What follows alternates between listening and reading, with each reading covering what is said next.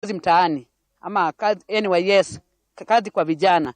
Tunadai fedha zetu ambao ni savings ya 21,021. Tunadai miezi miwili ambayo tukulipwa, na pia tunadai kwamba tuweze kupata zile pesa ili watoto wetu waweze kwenda kusoma shule. Tulielezewa kwamba to save ili itusaidie, lakini tumesave lakini makateli wakakula. Kwa hivyo tunadai fedha zetu kama vijana. Asante, wacha tusikie kutoka kwa mwingine. Naam, karibia dada. Nimeona umembeba hata mtoto. Nieleze jina lako na utueleze ni mambo gani ambayo mnadai, na utueleze unadai serikali hela ngapi? Kwa majina ni Margaret Chemtai. Mimi shida yangu tu ni bora tupewe savings ndio tuweze kusomesha watoto. Watoto wako nje. Hata shule tuliambiwa tukue na deni ya 00 na pesa ziko kwa serikali. Na wakubwa wetu ndio walikula. Kama mmoja anaitwa Mike na mwingine Robert. Taja majina ya watu. Kidogo, unapotaja savings unamaanisha nini? Tuliambiwa tutakuwa tunakatwa kwa lazima ndio iweze kutusaidia wakati wa baadaye tukishamaliza contract yetu. Sasa ndo tunasitikita, tunahuzunika, maana hiyo pesa ingetusaidia, lakini kwa sasa tusaidii, tunahangaika tu. Tungekuwa tumeshaanza biashara, tumeimarika, lakini sasa hizi tuko tu maisha chini. Wewe ni hela ngapi unayodai serikali? Ni 21,000. Haya, acha tusikie bingwa hapa, karibia, nieleze jina lako. Mimi naitwa John Nganga. Mimi ni mkaaji wa Lakeview Ward. Sisi ndio tulifanya hiyo kazi mtaani. Na sasa kuna saving yenye tulikuwa tunaambiwa na serikali tutasefiwa. Na hizo pesa ni kama zilipotea. Juma yenye tulituma alisema zilikuwa kwa bank, lakini sasa imetolewa. Bila shaka mlikuwa na wakilishi wenu ambao walifaa kuwatetea. Hamna hatua yote ambayo imeendelea. Sasa unajua hii ni Kenya. Na Kenya unajua vile kunaenda. Pengine serikali iliweka, sasa sisi tunataka kujua silipotea aje sikiwa kwa bank. Juu sasa kulikuwa na pesa zetu kwa bank, hiyo saving, lakini ilipotea. Sasa hiyo ndio tunashindwa. Sasa tunataka serikali tusaidie, angalau na sisi tujimudu kimaisha, tusomeze watoto, juu tunalea. Asante. Wa mwisho hapa, nieleze jina lako. Wewe unawakilisha wadi gani? Majina yangu ni Samuel Muridhi. Songa tumbele. Kwa mkorangu Mimi ni wa viwandani. Mimi nifanye hiyo kazi mtaani. Lakini hatukulipwa pesa. Tuliambiwa pesa ati tukagojea tu kuona. Kuna mama wengine kama saving yao ndio hiyo wamewekewa. Chief ndio responsible, hakuwasaidia. Wakipeleka malalamishi inakataliwa. Wewe unadai serikali hela ngapi? Mimi nadai hiyo ya shift ya mwisho, hiyo hatukulipwa. Shilingi ngapi? 4,995. Kwa hivyo savings plus savings. Sasa hiyo saving yetu kwa 150 kila siku. Sasa hiyo inakuja 21k. Pendekezo lako kwa serikali? Pendekezo langu ni wakumbuke vijana. Juu vijana ndio kesho. Hapa hata ndio tulifanya hii kazi yote. Ndio tulifieka, lakini wanakataa na pesa yetu. Sasa vijana watajisaidia aje? Asante sana kwa muda wako. Naam, Andrin Kilemi, mambo ni kama hayo kutoka eneo hili la Naivasha, ambapo baadhi ya wakazi wa eneo hili wadi hii ya Lakeview ambayo iko mkabala tu kidogo kule chini ni ziwa Naivasha, ndiposa inaitwa Lakeview. Walifanya kazi kubwa kweli kuhakikisha kwamba maeneo haya yako salama, ikizingatiwa kwamba maeneo ya juu ya mji huu huwa wakati mwingine makaratasi yanaelekea upande wa chini na upande huu unakuwa mchafu sana. Na walifanya kazi tuseme kweli, lakini ikiwa madai haya ni ya kweli, tungependekeza tu jinsi walivyosema kwamba waweze kuangaliwa ili wakaweze kukimu agalabu hitaji kidogo tu kwa majukumu yao ya kila siku. Ni hayo tu kwa sasa kutoka hapa mjini Naivasha, na kurejeshea usukani ama majembe mwenzangu Andrin Kilemi studioni zetu.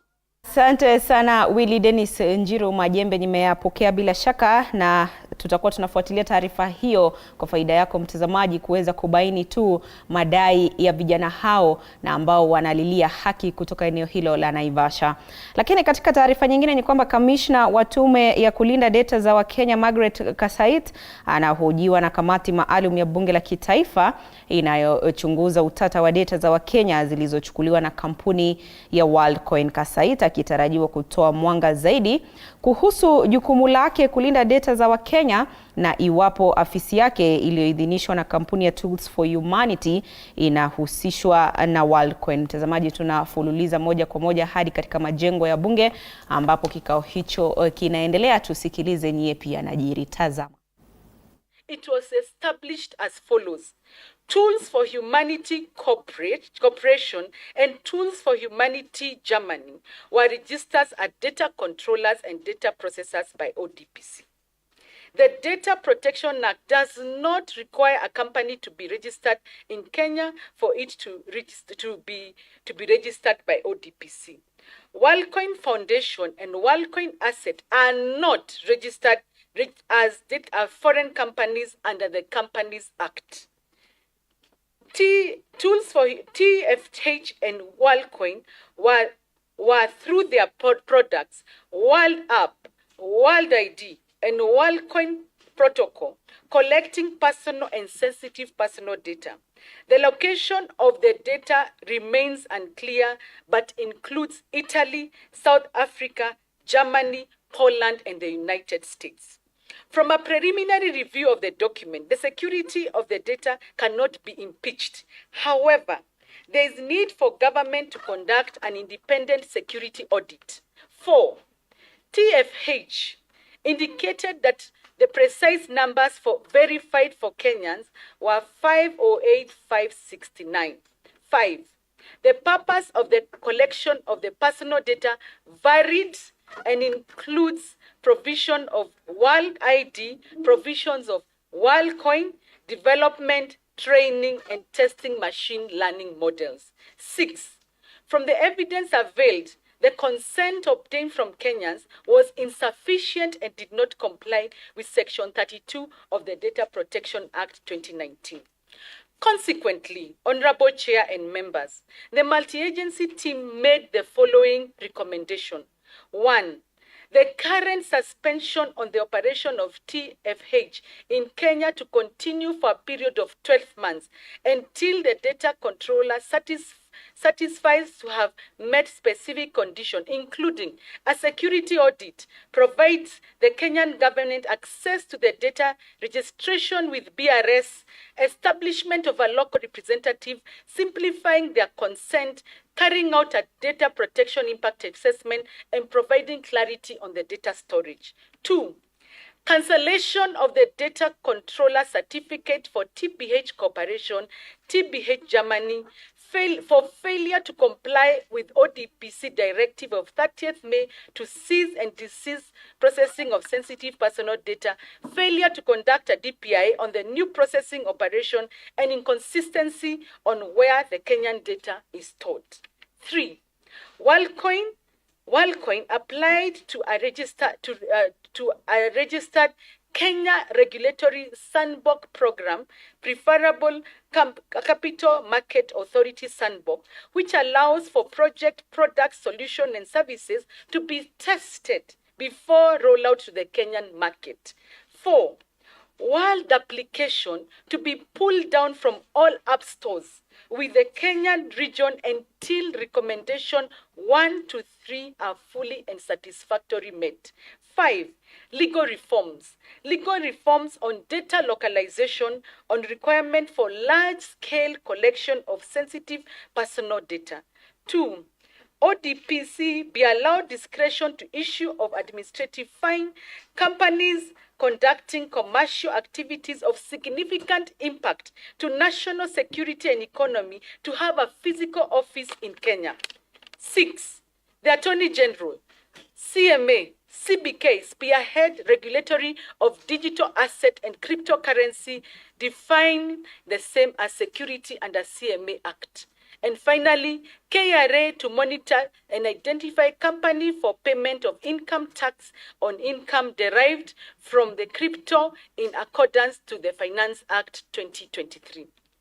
Honorable Chair and members, the third question was relating to the registration status and criteria used to register WorldCoin or its agents as a data controller in Kenya. Honorable Chair and members, the Office of the Data Protection Commissioner, pursuant to its powers under Section 9(1) and 59 of the Data Protection, commenced the multi-agency investigation to ascertain the intended purpose of processing activities and recommended the registration certificate the two registration certificate be cancelled in line with Section 22 of the Data Protection Act as read with the Regulation 16 of the Data Protection Act, which provide for cancellation and variation of a certificate of registration for the following reasons. One, continuation to process Kenyan sensitive personal data despite a cease and desist directive from ODPC dated 30th May. 2, having not carried out a DPIA for the second phase contrary to Section 31 of the Data Protection Act. 3, inconsistency on the exact location of where the data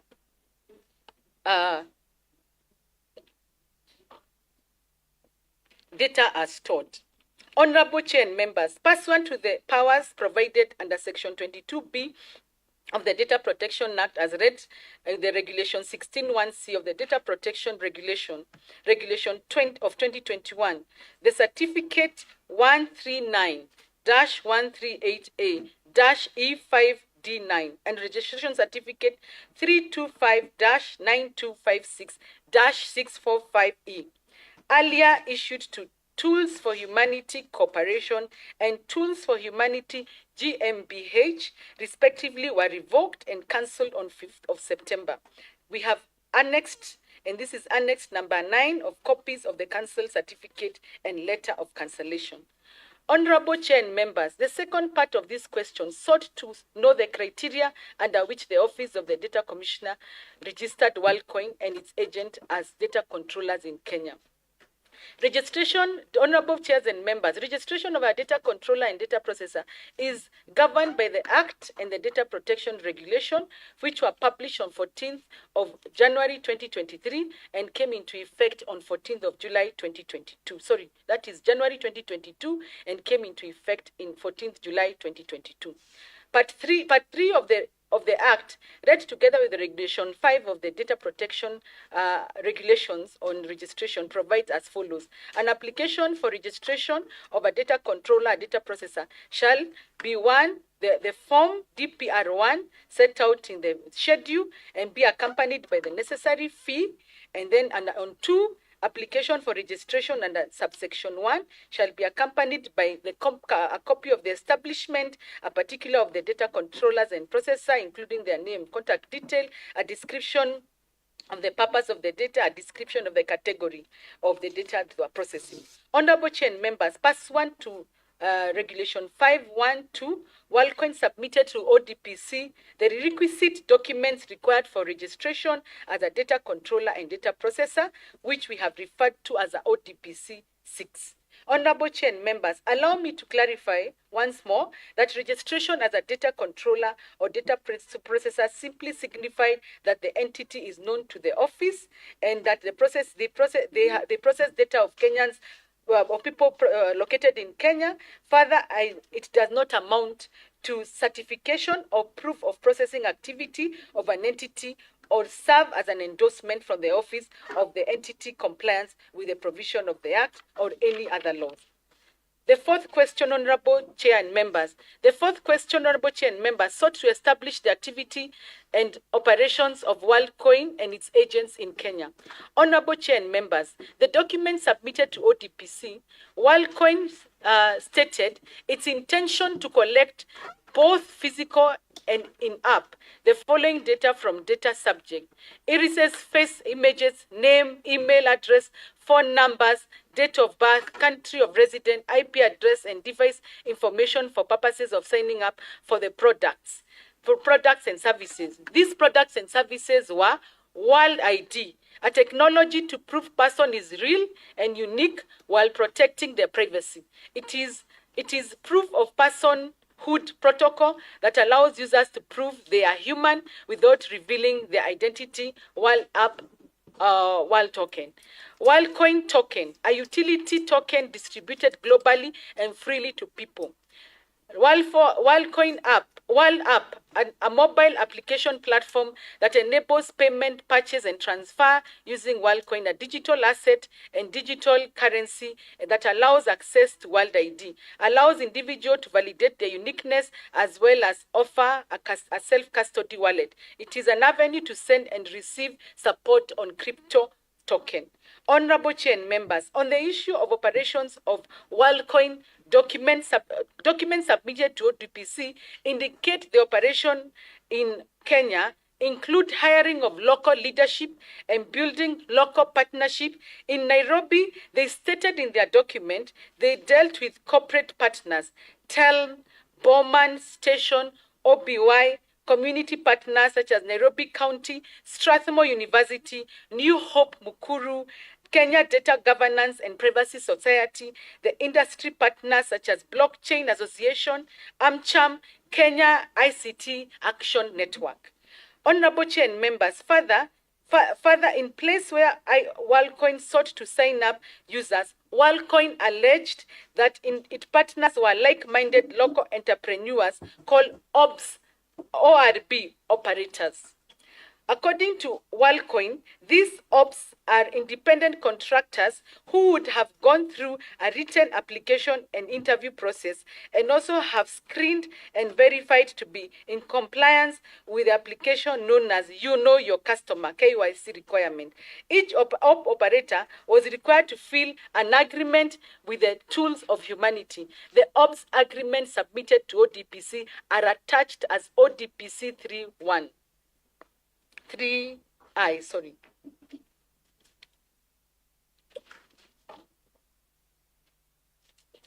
The fifth question, Honorable Chair and members, requested the office to give a description and purpose of the personal data processed by WorldCoin.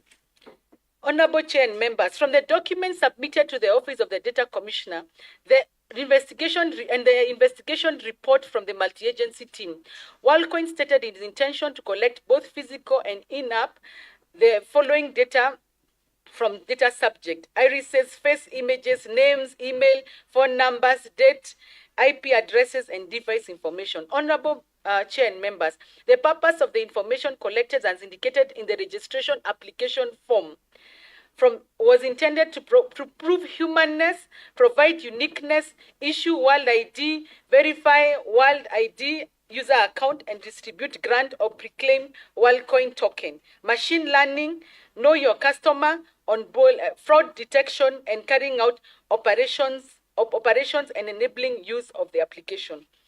Question number 6, Honorable Chair and members, sought to know the risks, safeguards, security measures, and mechanism to ensure the protection of personal data by WorldCoin or its agent.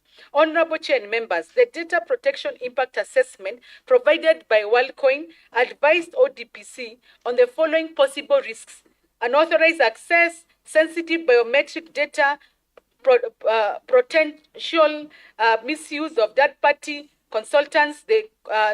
To counter the aforementioned risk, WorldCoin submitted the following safeguards have been implemented: utilization of AWS cloud services with a robust technical and organization measure, encryption of data in transit and at rest, strict access controls that limit the data access to essential personnel, employing data minimization and anonymization technique. Implementation of internal security measures, including written information security policy, incident response, and business continuity plan. Honorable Chair and members, the 7th question was on the nature.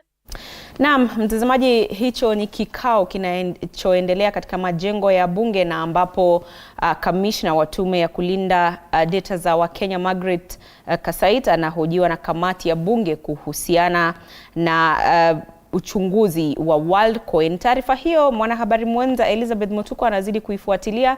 Bila shaka utakuwa unapokea matukio hayo na matokeo kadri yatakavyokuwa yanazidi kutokea.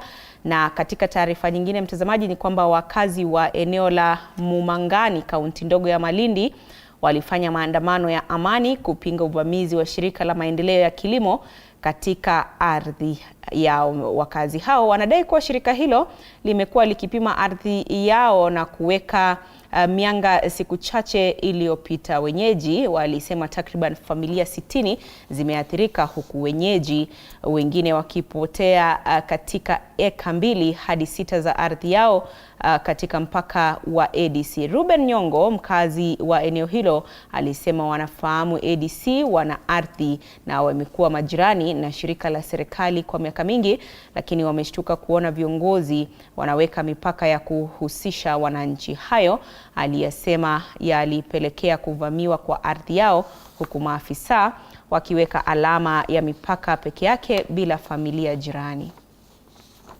Ruben Ngonyo ni mkazi wa Malimo sublocation. Leo tuko hapa mchana wa leo kwa ajili ya masikitiko makubwa sana. Sisi wananchi wa Malimo tulikuwa tunajua ya kwamba huku kuna ardhi ambayo ni ya ADC. Ardhi hii ni ardhi ambayo imetengwa maalum kwa upanuzi wa miradi ya serikali. Na tunaifahamu, sisi tumekuwa majirani wa shamba ya ADC kwa muda mrefu sana. Lakini sasa kitu ambacho kinatushangaza ni ule utoaji wa mipaka ya shamba ya ADC ambayo umefanyika kuanzia siku 3 za nyuma, ambazo hata sasa wanaendelea kutoa hiyo mipaka. Ni kwamba katika ile mipaka tunayoijua ya shamba ya ADC sivyo ambavyo imetolewa. Tatizo langu ni ADC ilikuja ikapima hapa na ikaweka hivi vigingi vyao ambao si haki. Manake hii shamba ya ADC ninajua mpaka ni kule ndiko kwenye shamba ya ADC. Mimi nimeolewa hapa na bwanangu alinimea hapa, ndo kwa nyumbani ninaishi hapa. Nasikitika juzi hao watu wa ADC walikuja wakaweka hizi beacon zao hapa. Nilikuja na nikasikia kusikitika sana, kwa sababu hata alama zao zinaonyesha kuna vigingi ambao waliviweka, hata sahihi tukichimba tunaweza tukawaonyesha. Lakini sasa wamevuka kabisa mpaka wameingia sehemu ambayo sio. Kwa hivyo sisi tunaomba serikali, tafadhali hivi vigingi viondolewe haraka sana iwezekanavyo. Mtazamaji, kwingine ni kwamba polisi katika kaunti ya Kirinyaga wanachunguza kisa ambapo wezi walivamia shule ya upili ya Kuto ya Kiaga eneo la Kati Kirinyaga na kuiba bidhaa za dhamani isiyojulikana baada ya kuwashika walinzi wawili. Chifu wa eneo la Kanyekenye Edward Kimotho alisema washukiwa wa genge la watu 4 walivamia ofisi ya mkuu wa shule na kuiba tarakilishi, runinga 2, simu 6 na kamera ya CCTV. Kimotho alisema shule ya sekondari ya Kuto haina uzio wa kudumu na hivyo iliwarahisishia wezi hao kufika katika taasisi hiyo kwa urahisi. Majina naitwa Edward Kimotho, Acting Chief Kanyekini Location, also the Assistant Chief Kiaga and Kiajege. Na tuko hapa kwa sababu kulitokea mkaza wa wizi hapa Kiaga Secondary School. Wezi walikunja usiku wakavamia watchmen ambao wana lead hapa, watchmen wawili, wakawafunga na kamba. Hawa watchmen wakawekwa kwa madarasa ni different, na baadaye wakavunja ofisi ya mwalimu mkuu, wakamanage kuimba TV screen ambayo ilikuwa huko. Pia waliimba backup ya screens ya CCTV screens ambayo pia ilikuwa kwa ofisi ya mwalimu mkuu. Waliimba pia TV screen ambayo ilikuwa kwa dining area mahali watoto wanakulia. Pia walimanage kuimba laptop 2, moja ya mwalimu mkuu na moja ya mwalimu. Na sasa uchunguzi unaendelea. Tuko na maafisa wa DCI hapa ambao wanaendelea na uchunguzi wao. Tujue exactly ni nini na nini ingine imeimbiwa. Ni kwa vile niliona kama vile watu walitokea. Wakaja wakiwa 4, wakiwa natoka pande ya chini na wengine wakatoka pande ya gate. Mmoja alikuwa anabeba budoki na wapili alikuwa anabeba ile kipanga inaitwa moto. Akaja akarasimisha huyu, akamwangusha na akamfunga. Nyuma ya huyu alikuwa na panga na yeye akanifunga mikono pamoja na miguu. Na mtazamaji, kumbuka taarifa hizi unazidi kuzipokea kutoka chumba chetu cha habari hapa jijini Nairobi, TV47 Matukio, tukikujuza matukio na matokeo kutoka kaunti mbalimbali.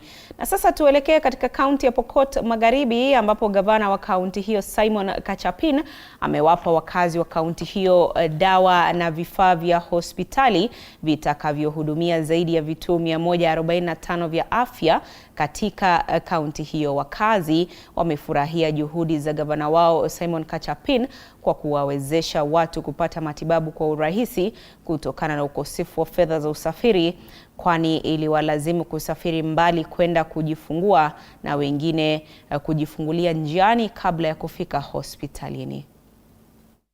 Na shukrani na pongezi zinaenda kwa mheshimiwa gavana kwa sababu yeye ndio amefanya kazi ya leo ifanyike. Kwa sababu sisi saa hii hatutakuwa na transport ya kupanda pikipiki na kwenda kujifungua. Na saa hii tuko saa hii vitu yenye tunapata saa hii ni mingi. Vitu kama baby show, vitu kama beseni, sabuni na slippers. Saa hii tunapata tu hapa karibu, na pia manases watakuwa wengi hapa, watatusaidia. Na pia ameleta vifaa mingi saa hii yenye itatusaidia. Nashukuru kabisa kwa sababu awali tulikuwa tunaenda mbali kwenda kujifungua. Unapata mtu anaenda mpaka anajifungulia njia hajafika hata hospitali.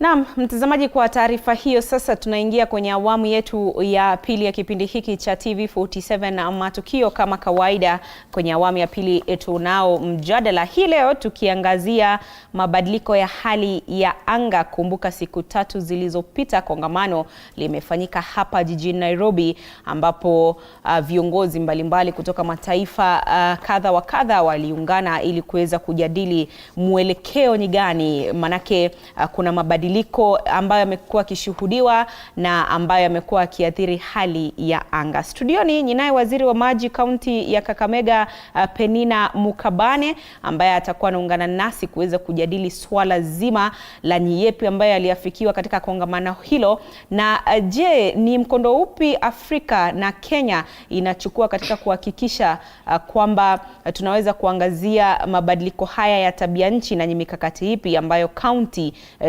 tofauti zimeweka kuweza kukabiliana na mabadiliko ya tabia nchi. Kumbuka unaweza kusema nasi kupitia mitandao yetu ya kijamii. Kwenye Facebook tuko live ni TV47 Kenya, kwenye mtandao wa X utatupata @TV47 News, vilevile utanipata @Kilemi_Andrin. Kumbuka mchango wako siku zote unakubalika. Karibu sana waziri kwenye studio zetu. Asante.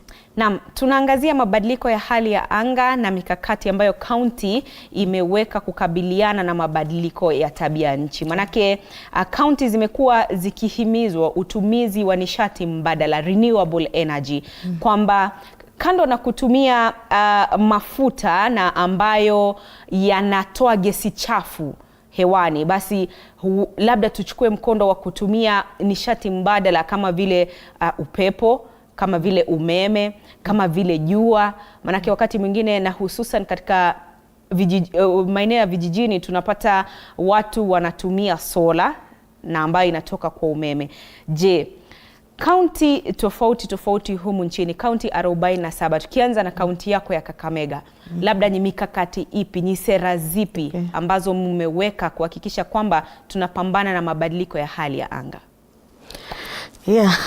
Mimi kama ulivyoelezwa, mimi naitwa Penina Mukabane, waziri wa maji, mazingira, maliasili na mabadiliko ya tabia nchi katika serikali ya kaunti ya Kakamega. Na kama serikali ya kaunti ya Kakamega kuna mikakati kadha wa kadha ambayo tumeweza kufanya ili tukabiliane na mabadiliko ya tabia nchi. Kwanza kabisa tuliunda sheria ya County Climate Change Act, ambapo hiyo sheria ina establish ama inaweka in place County Climate Change Fund. Na hiyo County Climate Change Fund ndio inatusaidia kuweza kutekeleza hizo mikakati zote ambazo tumepanga.